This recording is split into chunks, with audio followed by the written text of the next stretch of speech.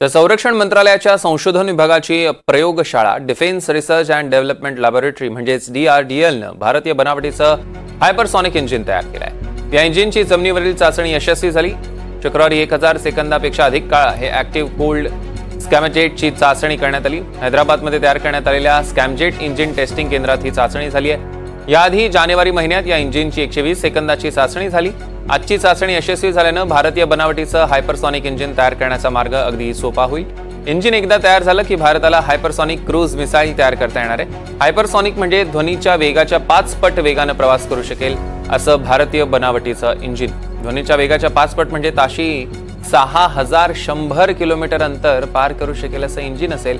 आजच्या चाचणीनं भारतीय बनावटीचं स्कॅमजेट इंजिन 1000 सेकंद प्रवास करू शकणार आहे। विद्यमान सुपरसॉनिक क्रूज मिसाईलची मारा करण्याची क्षमता नव्या इंजिनमुळे वाढणार आहे। आजच्या चाचणीनंतर 6 ते 12,000 किलोमीटरवर मारा करणारे क्षेपणास्त्र बनवणं आता सोपं होईल। फायदा काय नेमका याचा बघूया। इंजिन ध्वनीच्या 5 पट वेगानं चालतं। ताशी 6000 किलोमीटर प्रवास शक्य आहे। भारतीय बनावटीच्या क्षेपणास्त्रांची रेंज यामुळे वाढेल। 6 ते 12,000 किलोमीटर अंतरावर मारा करणारी क्षेपणास्त्र तयार करणं आता शक्य होणार आहे। विद्यमान क्षेपणास्त्रांची मारा करण्याची क्षमता वाढवणं यामुळे शक्य होईल।